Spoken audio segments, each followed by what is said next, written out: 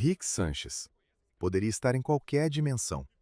Poderia estar construindo um deus, desfazendo uma guerra, ou apenas tomando uma cerveja com a versão alternativa de si mesmo, que, por um milagre, não odeia a própria existência. Mas não. Ele está sentado na garagem, de madrugada, sozinho. Você já notou isso? Que o homem mais inteligente de qualquer universo é também o que parece menos capaz de ficar num cômodo com outras pessoas por mais de 20 minutos sem querer simplesmente desaparecer? Isso não é um acidente de roteiro. É a coisa mais brutalmente honesta que os criadores de Rick and Morty já fizeram. Hoje, a gente vai falar sobre solidão. Mas não do jeito que você espera. Não tem dica para se conectar melhor com as pessoas.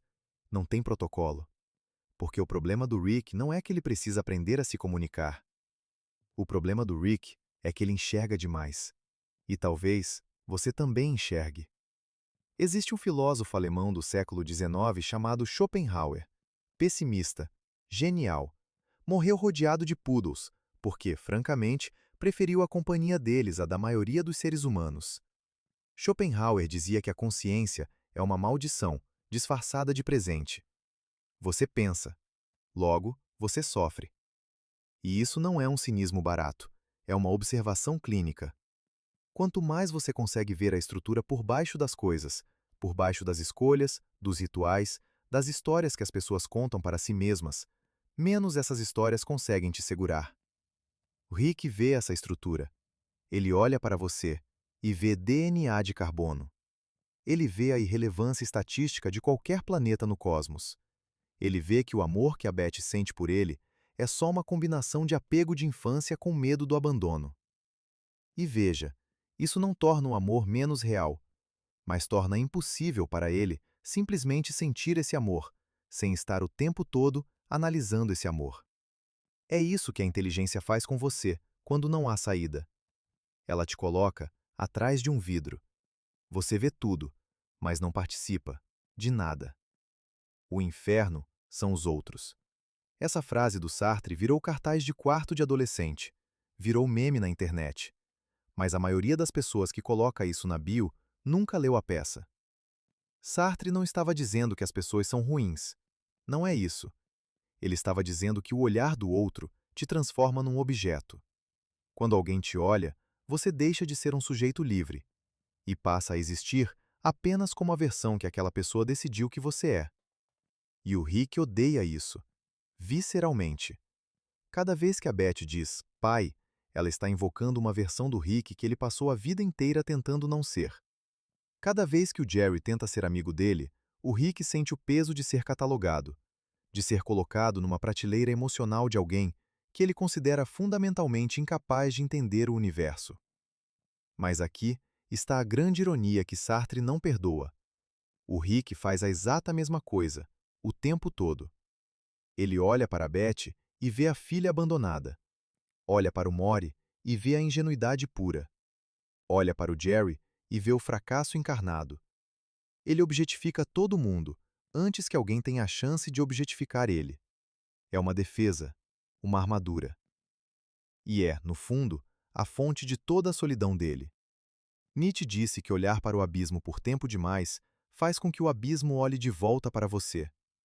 O Rick olhou, e o abismo piscou. E existem dois jeitos básicos de reagir a isso. O primeiro é o niilismo paralisante, a ideia de que nada importa, tudo é vazio.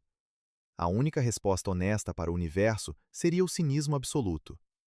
E esse é o Rick dos episódios mais sombrios, aquele que bebe até apagar, que ri alto demais, só para não ter que sentir o eco do próprio peito.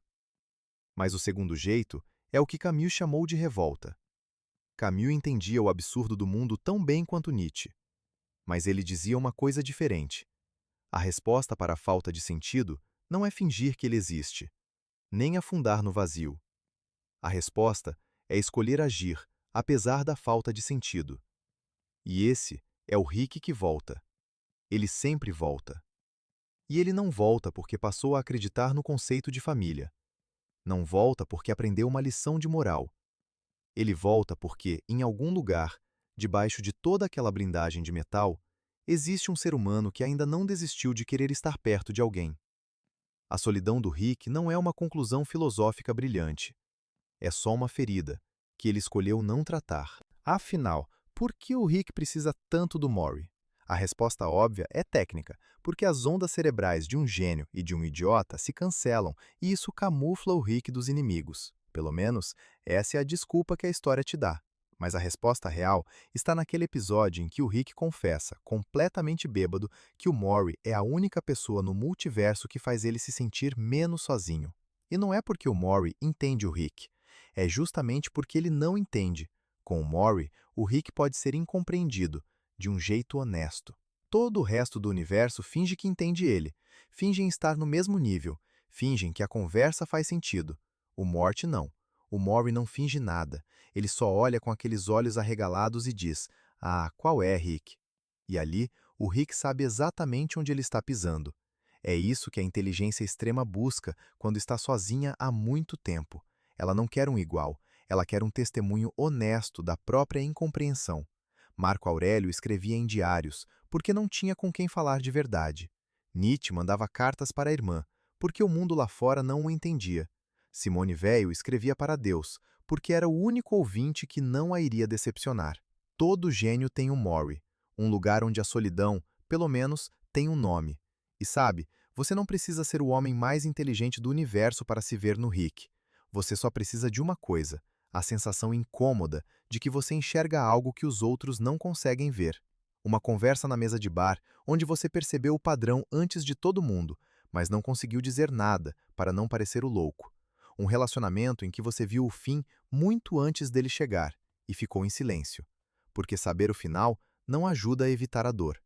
Essa sensação tem um nome, e não é arrogância, é solidão epistêmica. O isolamento profundo de quem habita uma versão ligeiramente diferente da realidade que todo mundo vê. A pergunta que fica agora não é como curar isso. A pergunta é: o que você quer fazer com essa solidão? O Rick escolheu a armadura, escolheu o cinismo como escudo, o título de gênio como uma forma de manter a distância, e o sarcasmo como um muro intransponível. Mas, no final de cada temporada, onde ele está? Na garagem. Ele não está construindo nada, não está inventando nada, ele está apenas sentado, no escuro, esperando que alguém venha.